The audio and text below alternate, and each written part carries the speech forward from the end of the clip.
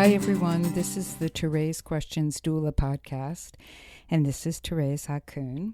I'm Executive Director of To Labor, which is an international doula activist training and certification program. Well, I'm here in the studio again today to record. Melanie may join us in a little bit or not. She's on call, so not sure. Somebody is laboring. She's waiting for a phone call back from them. So depending on what that phone call says is her availability. I think we understand that dilemma, don't we? So today we have a guest, though, that I'm looking forward to having a discussion with. We actually had an episode with this woman, Jen Kamel, back early on, episode 22, so you could listen to that if you'd like. Jen is the founder and creator of an organization called VBACFacts, which you can find online, VBACFacts.com. She is all things cesarean and VBACs, like the person at this point to go to for cesarean research evidence-based information. So I'm really looking forward to having that conversation with her. And in the meantime, I hope everybody is doing well. Spring seems to be happening just about everywhere. I was in Chicago recently and kind of amazed that things weren't really in bloom, because here in Richmond, we started having blooms in February this year, early February. And so we're having probably the longest spring that I ever remember in all the years of living here. And some days it's downright summertime. But I hope for others around the country who can tolerate the springtime are enjoying it. And I want to give a shout out, as always, to Latch Mama for their continual support of this podcast and of our organization. We mention them each time. Just want to remind you that you should go check out their website, latchmama.com, and also their Facebook page. They are very active in conversations and dialogues around breastfeeding, parenting, and all things babies and parents. So please consider gifting yourself some of their clothing, gifting your clients some of their clothing, sending your clients and yourself to their website. So thanks again, Latch Mama. So I'll be back in a few minutes to start our conversation with Jen.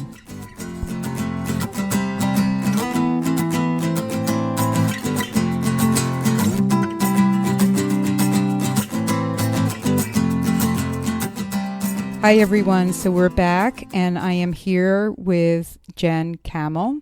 Actually, she's on the telephone. She's in the great state of California, and I am currently not there. I'm in Virginia.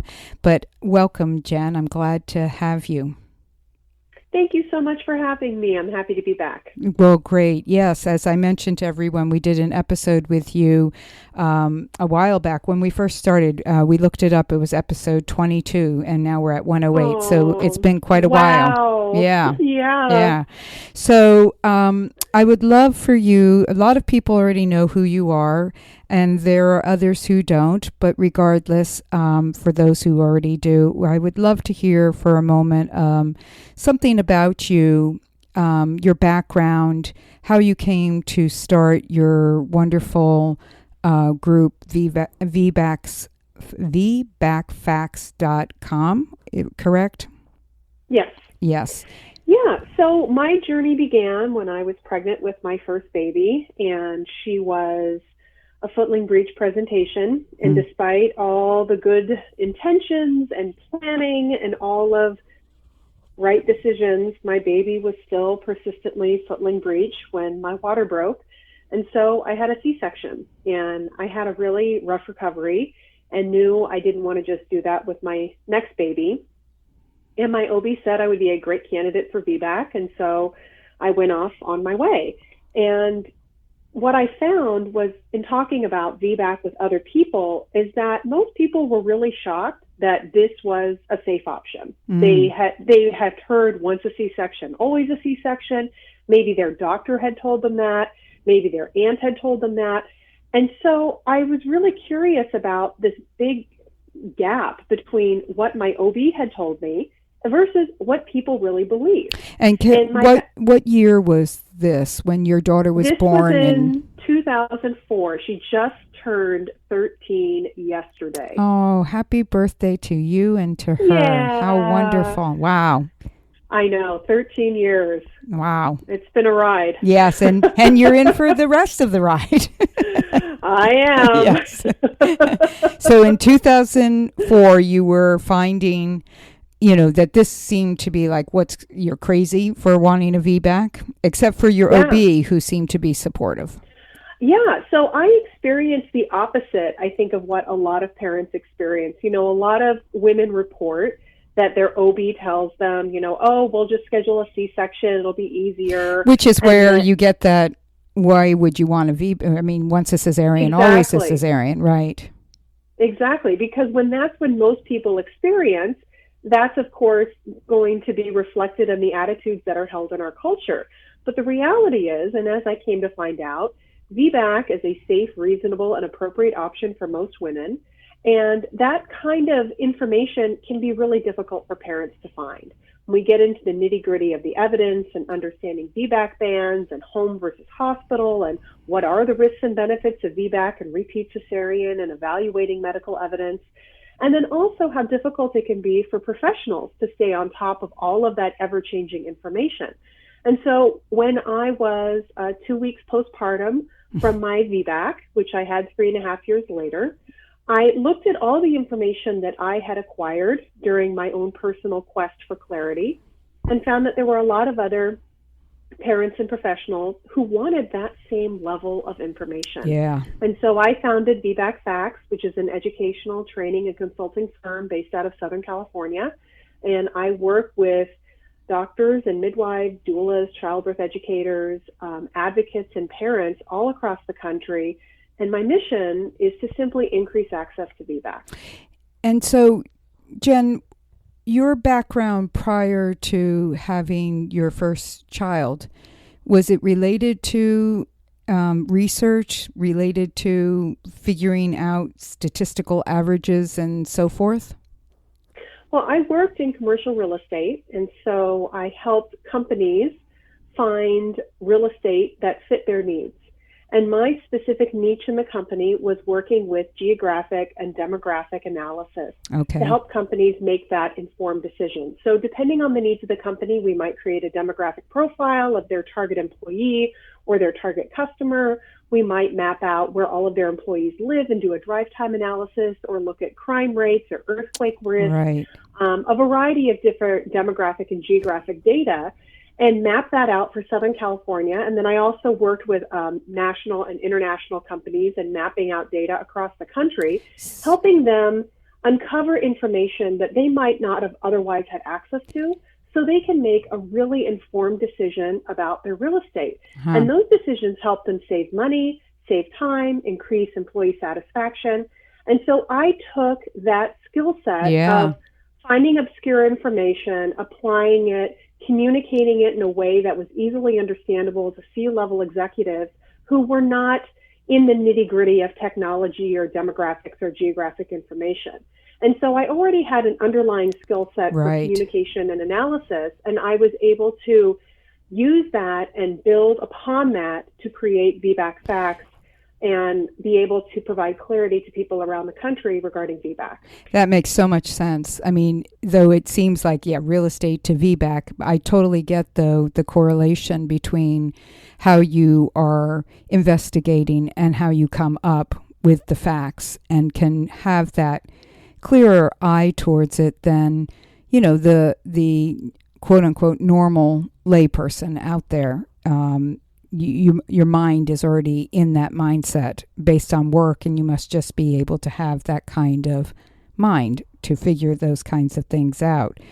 What do you find, because 2004, 13 years ago, here we are 2017, and if you are pregnant right now, and you are saying, oh, I would like to have a VBAC, there is still a very similar response from care providers, from the general public, from, like you said, the aunt, the friend, whomever. What do you mean VBAC? It's dangerous. So what are you finding that many of the people have who had a cesarean? Do they have access to a VBAC, and do they really know what the risks and benefits are? Well, I can speak to that from a couple different angles. First, we can look at the VBAC rate nationwide, and right now we're at 11.3%, which means that almost 90% of women with a prior cesarean have a repeat cesarean. And that rate has slowly trickled up from about 8% right. at the low. It might even have been 6% at the low in the United States. And so every year for the last 9 years, it has very slowly, incrementally, talking about less than of a percent increase every year, slowly building up. Mm-hmm. So we can look at that and say, yes, nationally, access is increasing at a very slow rate. And you can see that when you talk to people, because overwhelming, the number of people that I speak to, most of them say, oh, my doctor just said, when do you want to schedule your repeat C-section? Right. And that sentence was the totality of the informed consent conversation about VBAC and repeat cesarean. So how women aren't told it's... Oh, go ahead. No, I'm sorry. I was going to say women aren't told it's an option. The risks and benefits of VBAC and repeat cesarean aren't discussed with them. And how do they get away with that? I mean, why is that is, and I say get away, but that made me a little too opinionated or judgmental there, but how do they get around not discussing the options? Well, fundamentally, we all want to trust the people that we hire. Yes. And whether you're hiring a mechanic or someone to paint your house, maybe you get multiple quotes, you do a little bit of research about what you need to ask people when they're painting your house, you ask them questions, you try to engage in this area that you may know nothing about. And then ultimately you make your choice and you move forward. And hiring someone for your healthcare is no different. So many of us do not speak the language of healthcare. We don't know the questions to ask. We don't have that foundation of information and education in order to really engage in an intelligent conversation. And when you talk about the painting your house analogy, I can go online and look at questions and they can give me answers, but I can only evaluate those answers so deeply because I know zero about house painting. Right. So it can become overwhelming when you have to make these decisions and you don't have all the information you need in order to make that decision. So you ask, how is this possible? It's possible because on one hand, you have physicians who, for a variety of non-medical reasons, do not support VBAC. So whether that is social pressure at their hospital, the hospital bans VBAC, when a hospital has a policy that requires a repeat cesarean. Maybe they fundamentally believe that VBAC is unsafe. Maybe they went through their residency at a time when VBAC was on the decline, and it was the culture of their education that VBAC was dangerous. And there's a whole host of reasons. Maybe they just really don't believe it makes any difference whether a woman has a VBAC or repeat cesarean, or maybe they are afraid of being sued. They've heard lots of scary stories about, you trust a patient and they make a decision and then they have a uterine rupture and then they blame you. Those anecdotal stories are all over the place. And so that also plays a factor. So that's one half of the reason right there is where the physician is coming from. Well, yeah, and that's what I just want to say that I think I understand the parent not understanding, the reasons. I mean, I understand the difficulty, what you just explained first about hiring your contractor and doing some research and trusting your care provider, in essence, to give you the best information. I understand that, and that's a whole aside conversation that we may or may not be able to have time to have. But I feel like the question was, how do care providers get around, talking about just saying we're going to schedule, when do you want to schedule the next cesarean? And your insight, I think, is very appropriate. And I think that it is also just what they do, period. It's just, that's their comfort level on either a clinical level and or a comfort level for convenience as well. It's just, and I do think most care providers don't really consider that there is a difference between having a vaginal delivery and a cesarean, because if their mindset is we just want to have a healthy baby and a healthy mother, then how it's done isn't in the forefront of their mind. So I think it's important to understand where are these care providers coming from, because just to be told schedule your next cesarean when we know, you especially, what the other options are, it just feels like, how can that be? How can that be that they wouldn't offer those things? Well, and it completely flies in the face of medical ethics when patients are denied the opportunity to make an informed decision about their medical options. Right.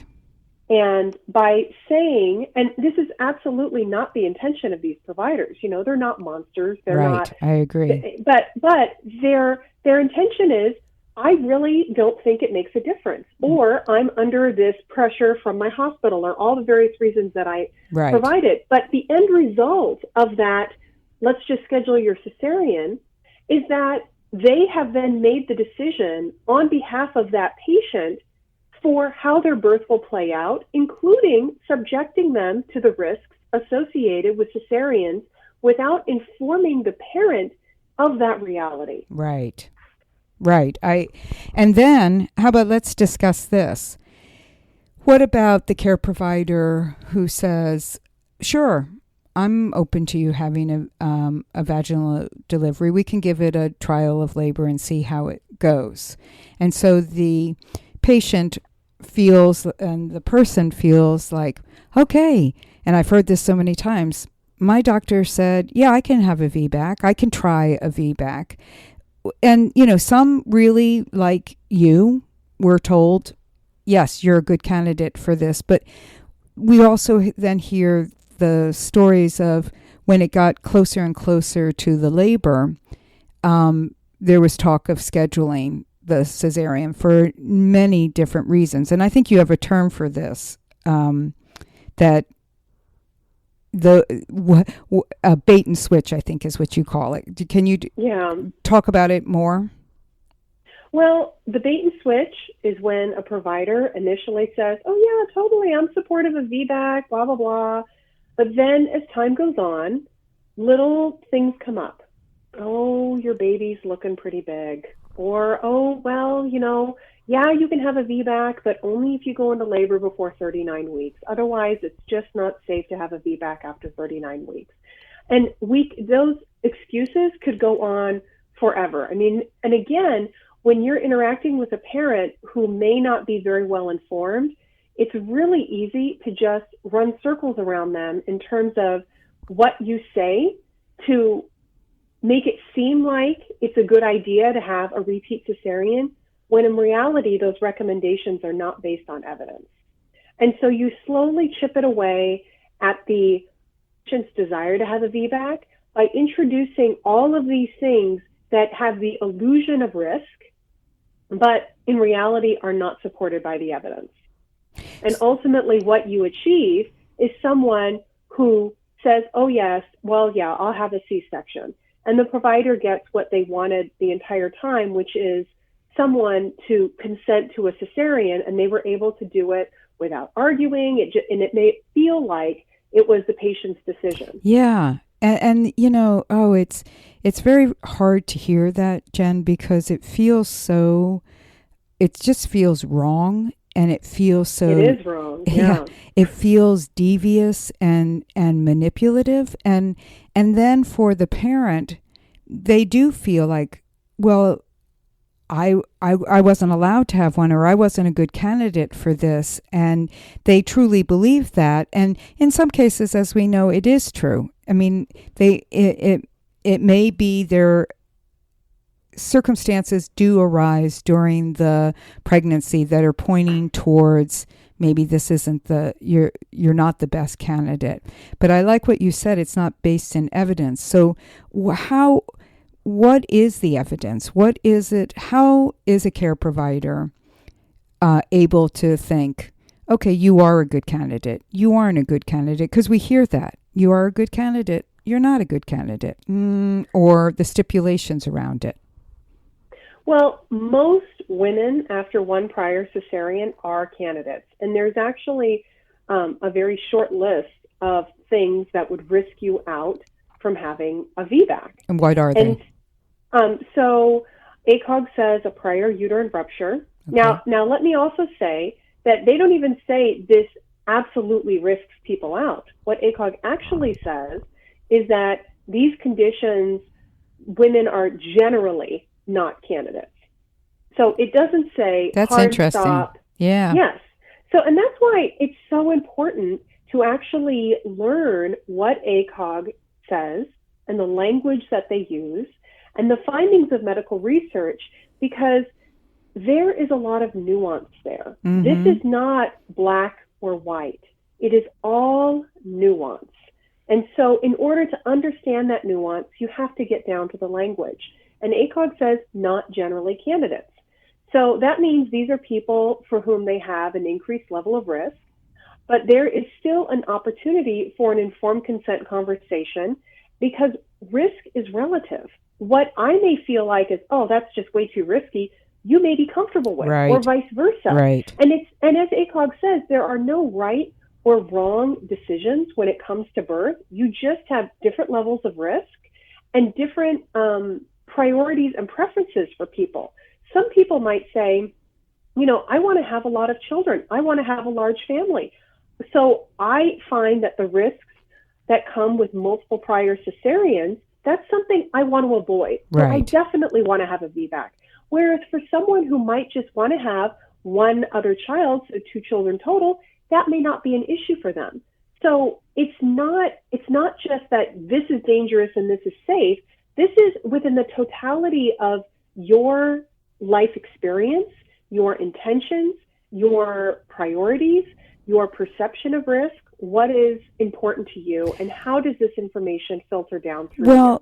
And I think, and I want you to give us the other risks as well, but going to the one that you just talked about, family size, for instance, and I know, having read ACOG statements, they have discussed that this is something that they should have a discussion with their patient is, about the cesarean risk with each cesarean, how it can impact your fertility, in essence, for that. I mean, your maternal life, your pregnancy life. But I know so many people that's never discussed with. Never is it said, well, once you have this cesarean, the likelihood of you having a VBAC again is getting less, but they don't even talk about that. They don't talk about the risks involved in the repetitive cesarean.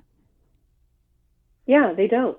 And so, again, it goes back to your statement that this isn't truly informed decision-making that somebody is having.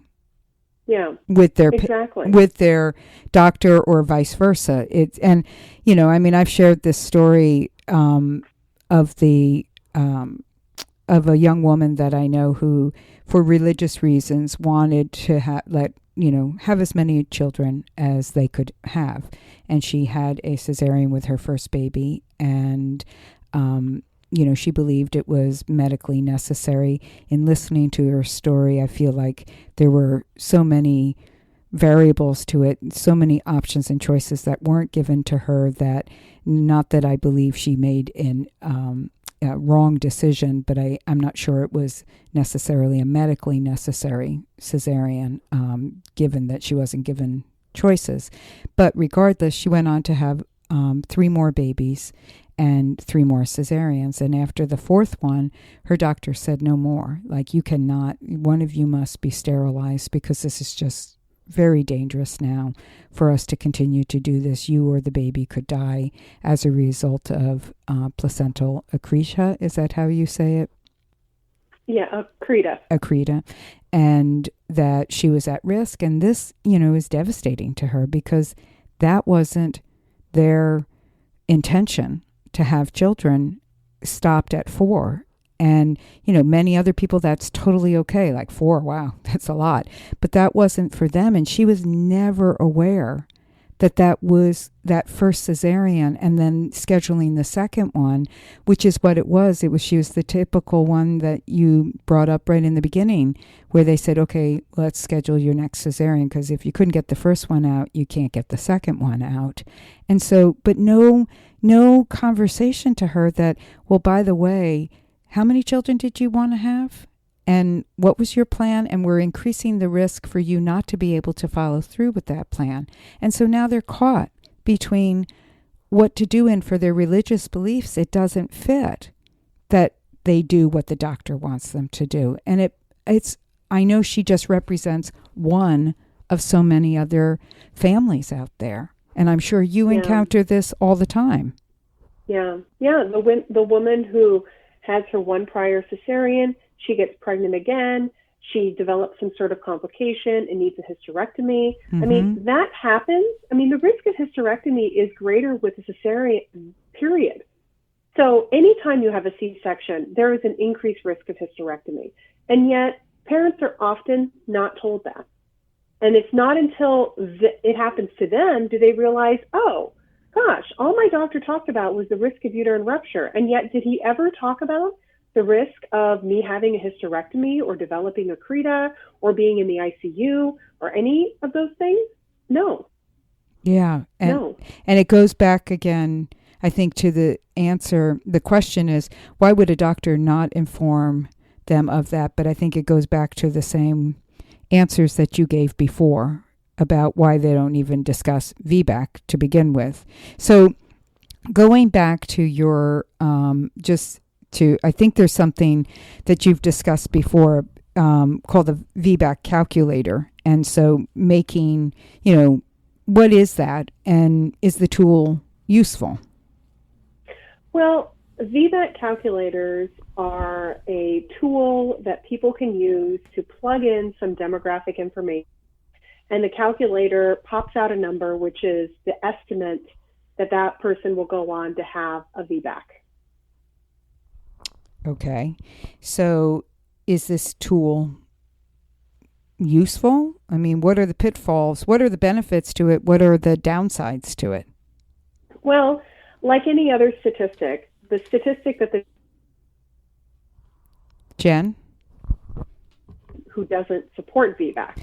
And since they can be used to manipulate parents, we need to understand how VBAC calculators work and their limitations. And so there's a variety of things, of issues that I personally have with the VBAC calculator. One is that it's used to risk women out.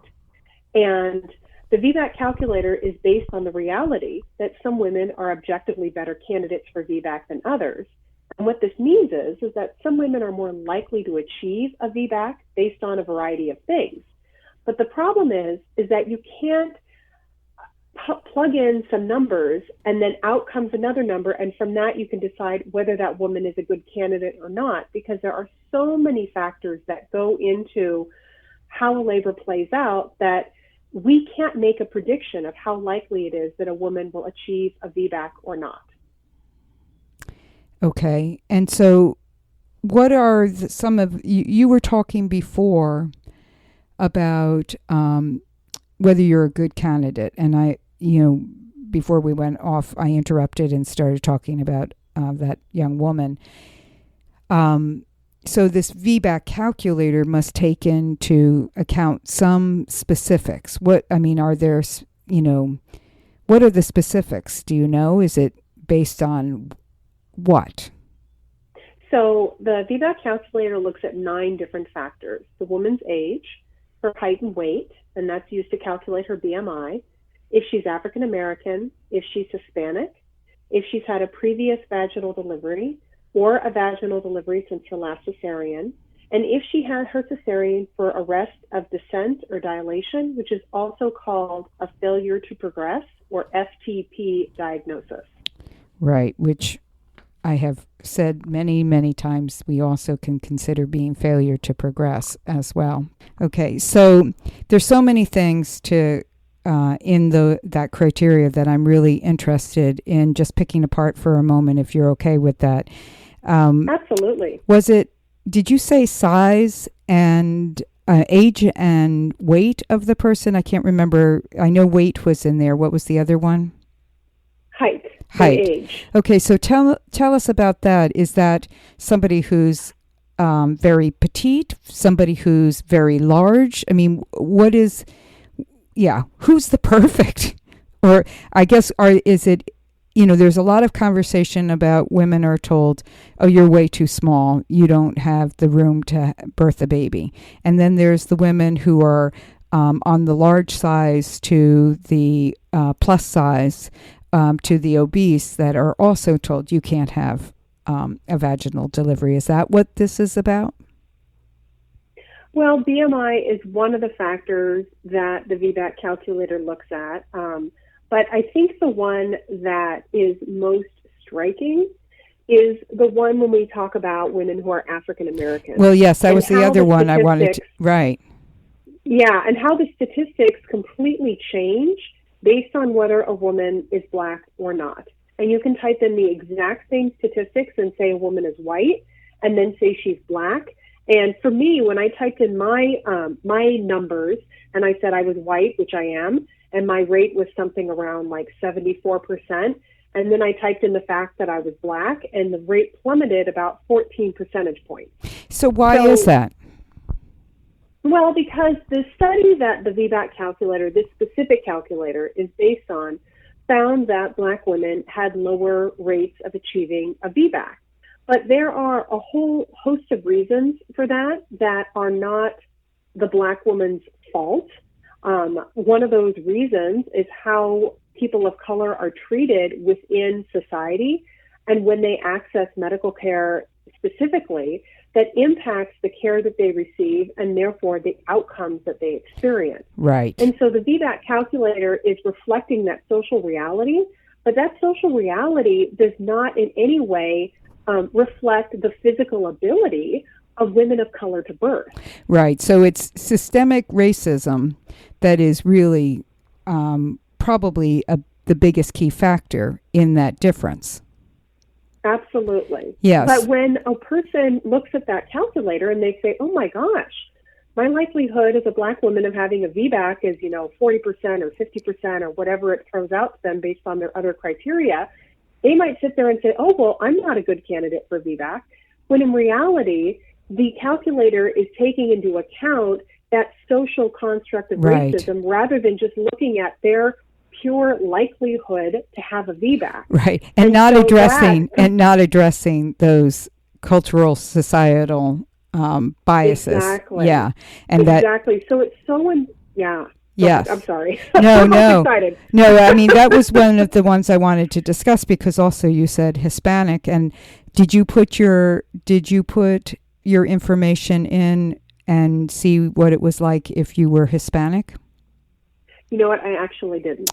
That would be great to know too. Whether it goes I want to know, does that lessen your probability? Does it make it equal to the fact of that you're a non-Hispanic Caucasian, or does it make it a better outcome? I just be curious. I think that putting in and I know it's because of demographics and such and how we record things, but you have to wonder then if somebody is Asian or Middle Eastern or, many other backgrounds, how they take that into account. But I am also curious about the BMI aspect, because I think there is that also doesn't take into consideration what biases there are around the size of a person.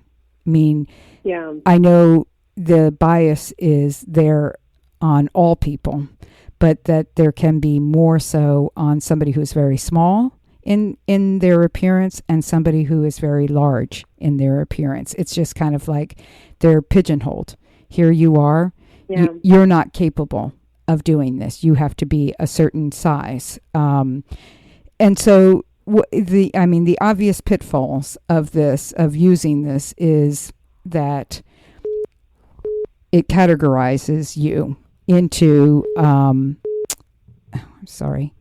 categorizes you in a certain way, and they can just use that and say, well, you're not really a good candidate. So how does the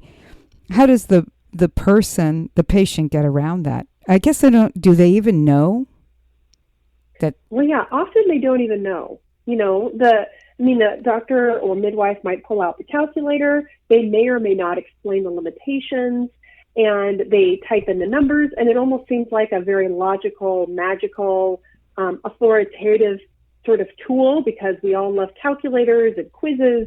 But the problem is that unless you know how to put that information into context, it can be very discouraging. I mean, if you have a Black woman who had her cesarean for FTP, it might give her a success rate of like 48%. Well, that per ACOG is not a good candidate for VBAC. And so that puts, and since about 1/3 of first-time cesareans are for failure to progress, that's a lot of people who are getting a ding from either being Black or having a cesarean for failure to progress, without realizing that there's a lot of factors that go into the failure to progress diagnosis. Absolutely. That you could change up one of those things and have something occur completely differently. Absolutely. And so there's a lot of problems with the VBAC calculator. And how can patients avoid it? Well, the number one way that they can avoid all of these problems is by really educating themselves on understanding medical research and the pros and cons of VBAC and repeat cesarean.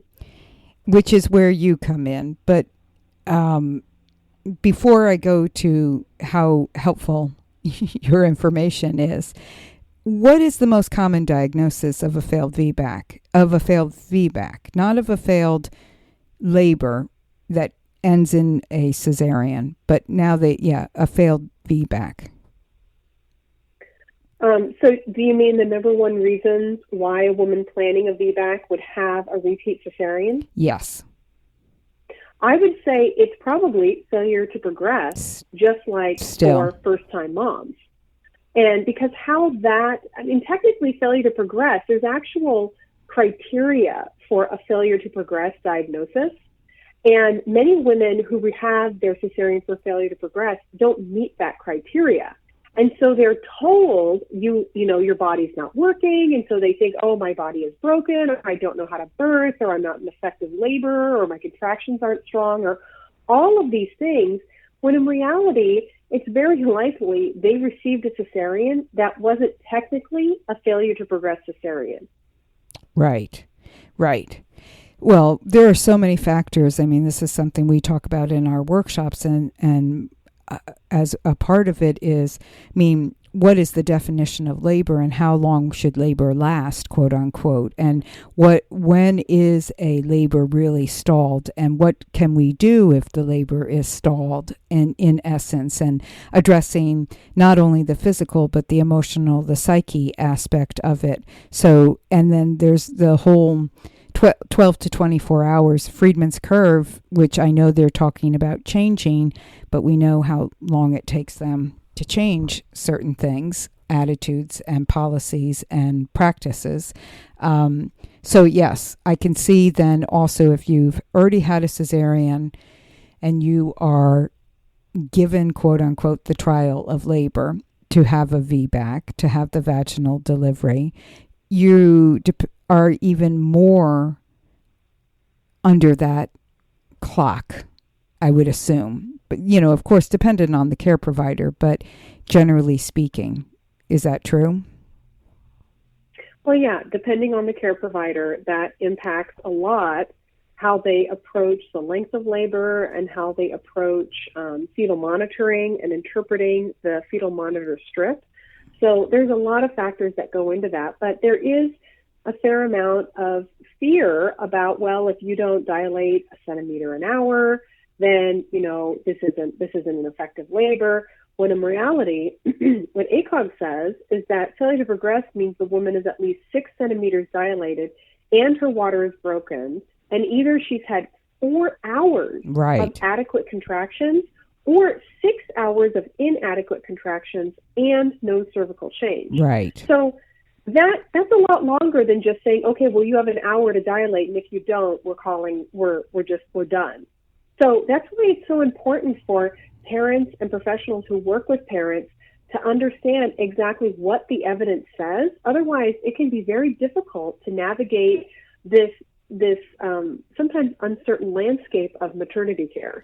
Well, and when you have had conversations with just everyday people and then those who are in contact with you because they know you have information and they have had a previous cesarean and they are worried about having a uterine rupture, which is a potential always out there. What do they think? What do you find that, generally speaking, the majority of them think the uterine rupture rate actually is? You know, that is a very good question. I don't think people generally have percentages in mind. Right. They either have an idea in their brain of either it's a really high risk or a really low risk. They're not quite sure what the risk is. They just know that their doctor might have told them this, but they don't know whether that's true or not. And so I generally find that people are rather confused on what the risk actually is and factors that impact their risk. Yeah, I think that my experience and listening to others that it tends to be more that it must be a very high risk. I mean, I've heard women say 50% or more, risk, and they, they're not necessarily giving the percentage. It's just that high ideal in their mind that it must be that high. When in essence, Jen, what is the uterine rupture rate for somebody attempting a VBAC? I would assume you have that information. Yeah, so there are a lot of different factors that can impact the uterine rupture risk. One is the number of prior cesareans that you have, and 2 is the type of prior cesarean you've had, and then also whether your VBAC is induced, spontaneous, or augmented, meaning that you're given a drug to make your labor progress more quickly, typically Pitocin. So if we look at women who've had one prior low transverse, also called a bikini cut cesarean, and their labor starts naturally and they don't receive any drugs like Pitocin during their labor to quicken or make their contractions stronger, their rate of uterine rupture is about 1 in 240, which is 0.4%. Wow. And I don't think most people have, like you said, they're not necessarily thinking in percentages, but I don't think they understand that they're really, the risk exists, but that it is under 1% that they could experience this. And like you said, there's variables to this. It would depend on their specific, but given just what you said, I guess that was the risk you were looking at, correct? Yes. Because of, your history. And so I believe ACOG said after 2 cesareans, a person was still a good candidate, quote unquote, for a VBAC, or should be considered to have a VBAC. Is that correct? Yeah, they say some women with 2 prior cesareans are candidates. Okay. And interestingly, they don't put any sort of upper limit in their guidelines. They don't. So they don't discuss 3, 4, 5 cesareans. Yeah. Would we assume, and maybe this is not a question you can answer, but would we assume that the risk gets greater with the more cesareans you have, that say you've had 3? Is your risk, do you think, greater than it would be with just 2?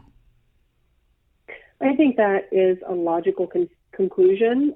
There's some research on VBAC after multiple cesareans, but they don't really give us strong answers. I go into that in great detail in my online program for parents and professionals. But the short answer is yes, I do think it makes logical sense that the risk increases, but how much it does, we don't have good numbers on. Right. So here we come to what you were just bringing up, what you can help with. But because we and you said this, we want the parent to be educated, and we want other healthcare professionals to be educated. Being a doula training organization, we want doulas to really be informed about cesareans and VBACs. I mean, when we talk about this topic in our workshop, it's for a couple of hours that this topic is discussed, and I always say this is a whole workshop in itself because there is so much information out there. But as you have also said, it can be really difficult to find that information and then find it and sort it out and also decide, is this an opinion or is this evidence? Because we know that there's people put out information that isn't always accurate or is based in their reality, which often is just their opinion about something. So how do we find this information and know that, okay, this is really evidence-based and not just social media banter? Well, there's a whole skill set that goes into medical research, from the keywords that you use to understanding the methodology of medical research, understanding how to qualify high quality pieces of research, and then assimilating all that information into a way that is digestible and understandable for your clients. And so it is quite an undertaking, and it's far more than just a few Google searches. And it can, when people do their own research without having that foundation of knowledge, they can become turned around and really confused, because what might look like a very simple chart, they can actually misinterpret what that chart is saying because they don't understand how to evaluate medical research. And that really is the danger of doing the research yourself, is you might come across a study or a chart and you might come to XYZ conclusion when in reality, you've completely misinterpreted what that chart or study said, and then you're misinforming your clients who are paying you for your advice and for your guidance. Absolutely. And I think there are so many examples of that. They're not done with a consciousness towards misleading somebody. It's what you're saying. If you don't know how to read this information, how to interpret it in the end, you're, with all the best intentions, you can give the wrong information. So you have helped us with this. We have a go-to person, Jen, you. And so tell us about your program. So I have an online program for parents and professionals. It's called The Truth About VBAC, and there are two separate programs. They cover essentially the same information, but it's just communicated in a more accessible way in the parent version. So through over 30 bite-sized video lessons, I share every step of the process for achieving clarity on the latest VBAC and repeat cesarean evidence, so professionals can confidently help their clients make an informed choice, and parents can take that information, discuss it with their providers, and add it to their conversation they have with their providers so they can also make an informed choice. Wow. So you break it down in a way that, as if I were the doula going on to your course, I would be able to help my client figure out what is the truth for them. I mean, we could present information and options and real evidence to them, and then, or I should say, present evidence to them, and then they could just have a discussion with their care provider as to the availability for them personally, and then what their options and choices are. Yeah. And in addition, we review multiple sources, how people have interpreted them, and how to evaluate medical literature. So moving forward, professionals will be able to read and understand research themselves and never be confused again when they're interpreting a chart or a piece of medical research. That's great. So this is an online course?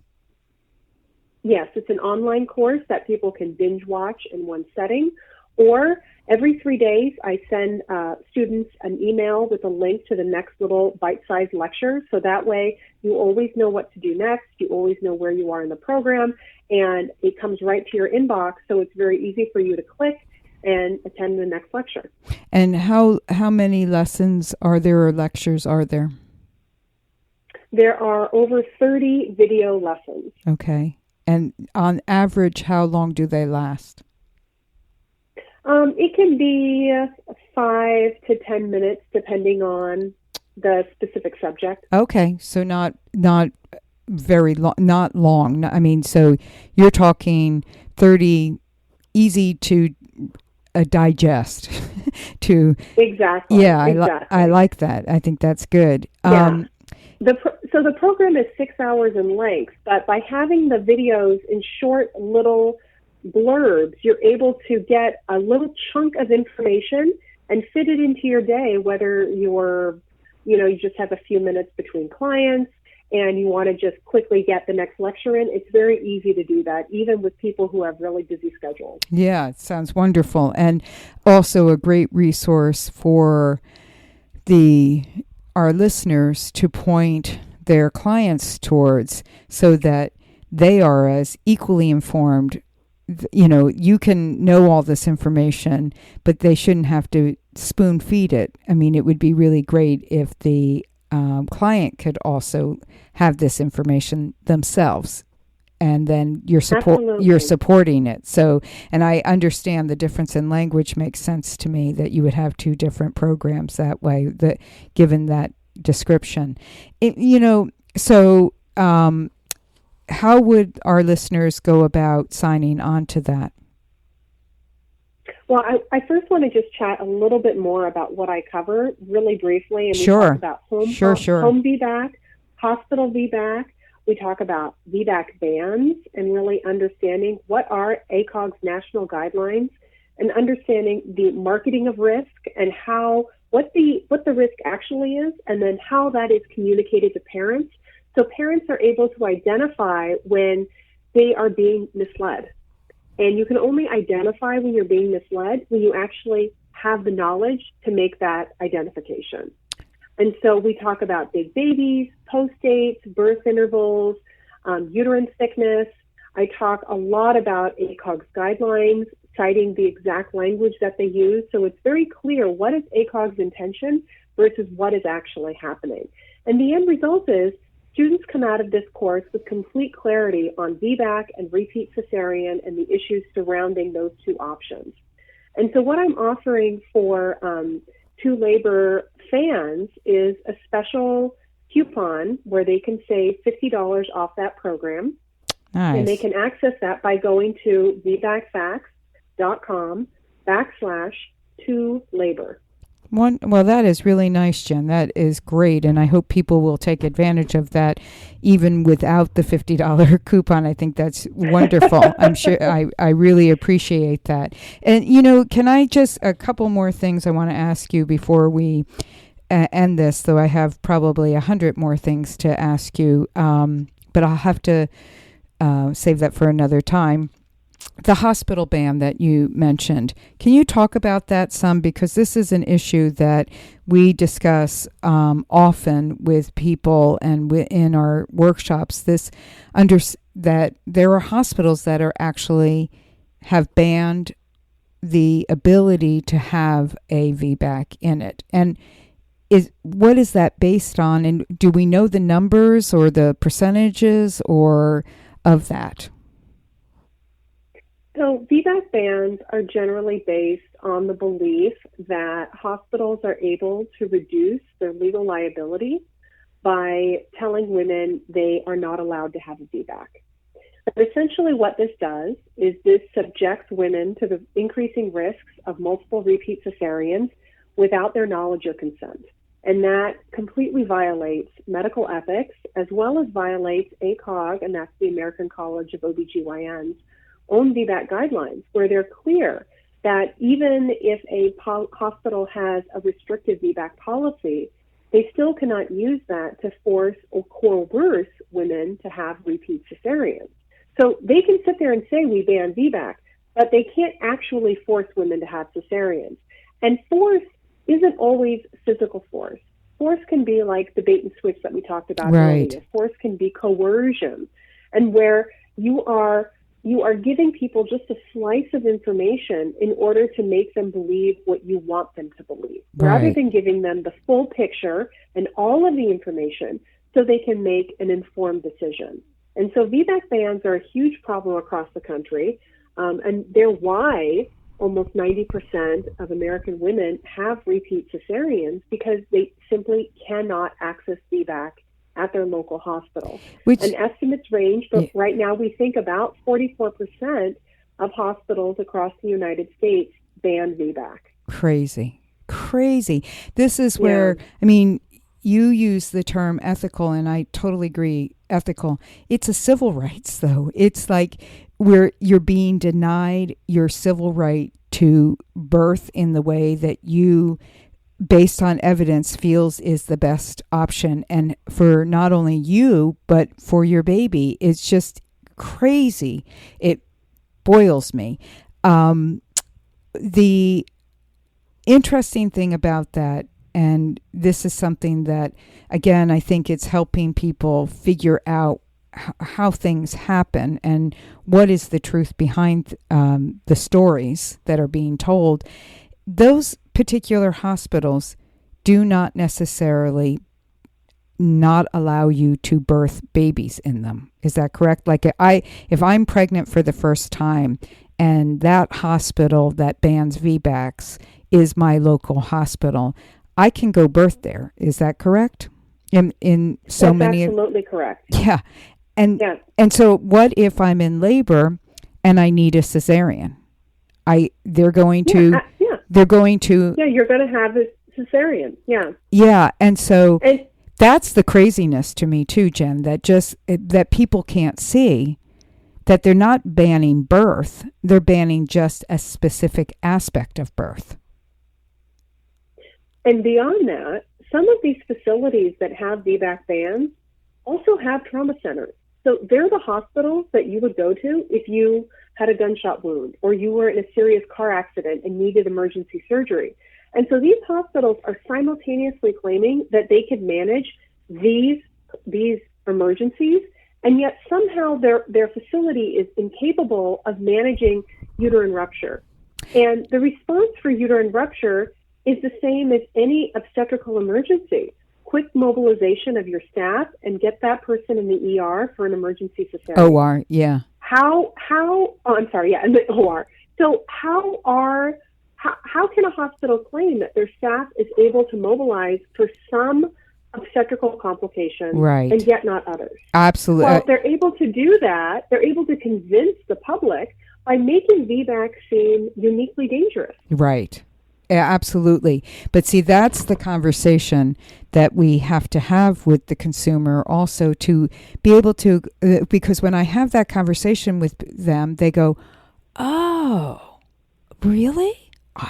Well, that doesn't make sense. And I go, yes, that doesn't make sense, does it? So this is a conversation you need to have. What I am interested in, what you just said, though, you said that a percentage or the majority of those hospitals that have banned it can handle trauma, their trauma centers. Some of them, yes. Some of them are. Okay, because I think of some of the hospitals that feel that they needed to ban it was because are more rural, smaller hospitals that don't have, all the criteria for the VBAC candidate, the trial of labor.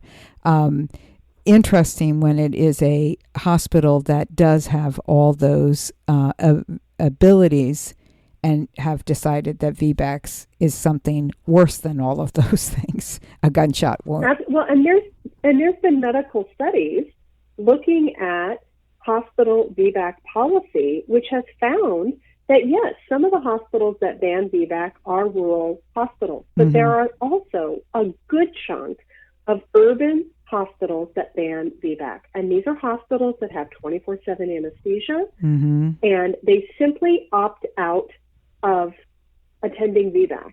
And this is something that is well known within the medical administrative community, and in fact was addressed at the 2010 National Institutes of Health VBAC conference, when a doctor got up and spoke and said, you know, most hospitals are perfectly able and capable of managing VBAC. They just simply opt out of doing it. Yes.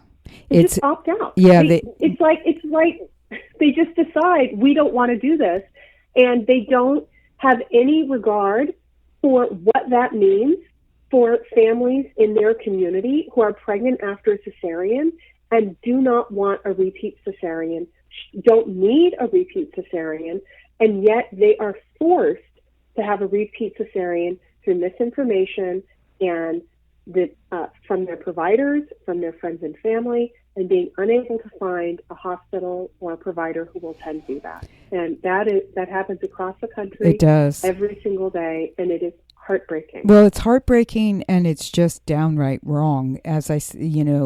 It's ethically wrong. It's not based in evidence. It's a civil rights violation. It's a human rights violation. We're subjecting a baby and a woman to major surgery that may not be medically necessary in any shape or form. It's just because, like you said, the decision has been made. We're just not going to offer this. It's a risk management decision.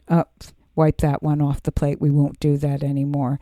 Just crazy. Yeah. Crazy. And this is why, for our listeners, you do need to be so informed about this topic, because it is monumental. I mean, it is monumental, because this is impacting, if we're having almost, we're down, I think the cesarean rate, we're down to 32%, I think now is the latest statistic that came out for 2016 or 15. I'm backwards in my ideas right now. But, we're talking at least 1.2 million babies a year being born this way. I mean, we've got to look at it. But what I want is, I want the parent to be so informed about this, because in the end, Jen, what you are doing is so valuable. You're giving this information. But if the consumer, the parent, does not know this and doesn't speak to it, it's not going to change. I mean, you have conversations with care providers, and do these trainings with them, and I think this is wonderful, and I think it can have an impact. But really, I think you would agree, it's the consumer who has to know this and has to speak to it and let it be known. I know, and this is what my decision is based on, and this is what I want. And until they start talking about what they want, I don't think hospitals will change their policies, nor will doctors change their policies. I completely agree. Yeah. And that is why it is so important for all of us, whether we're birth professionals, whether we're parents, whether we're grandparents, for everyone to know on a fundamental level that VBAC is a safe, reasonable, and appropriate option for most parents. And if you're hearing anything different, you need to go somewhere else.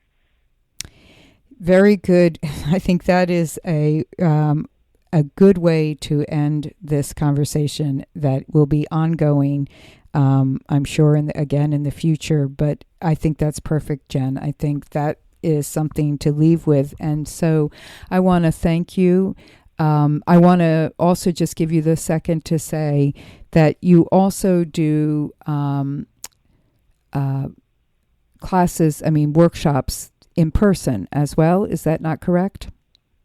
Yes, I speak across the country, and if anyone is interested in talking to me about bringing VBACFacts the truth about VBAC or one of my shorter programs out to your area, you can just contact me through the website at VBACFacts.com. Yeah, I think that would be wonderful.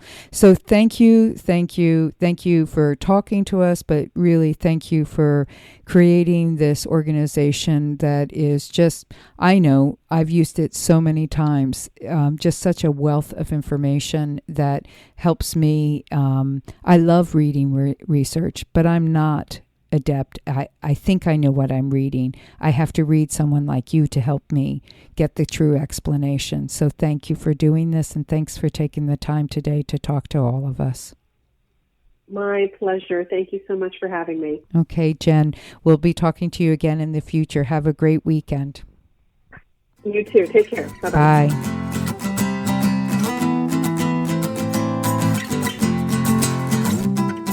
Well, that was really wonderful. Just the tip of the iceberg. I really want to encourage people to look into Jen's class online and recommending it to clients who can afford to do that. They too could use the To Labor coupon if that would help. But I would love to know that everyone out there who is a birth professional is taking time to learn about this really important topic. And the fact that she has really done the research and broken it down so that we who aren't as good as she is at understanding can really fully comprehend it, and also then giving the gift that you can be able to decipher research in the future, I think is huge, so that you're not always dependent on looking for someone else to give it to you. You can figure this out as well. So please take advantage of that. And also consider bringing Jen to your community to be able to do an actual workshop. They're really great and informative, and there's nothing like that one-on-one interaction. You know, I'm all about that, though I certainly believe in the online. I love when we can actually have a back and forth conversation with somebody live. So consider that as well. And then I hope that everyone will take care of themselves. As you do research, as you look into these topics, remember they can be triggers for a lot of us. They can make us feel, you heard me say, it makes me boil. I have to, come back down to one person at a time, one thing at a time, and fill myself up, not with boiling anger, but a lot of passion and compassion for those who just don't know this, or who have been unwilling to really know it before. So take care of yourself as you do investigate more and more topics in birth and when you encounter them. So I hope everyone has a lovely rest of the day, evening, whatever time period you're in listening to this. And I really appreciate your support and look forward to having another conversation with somebody else in the very near future. Be well, everyone.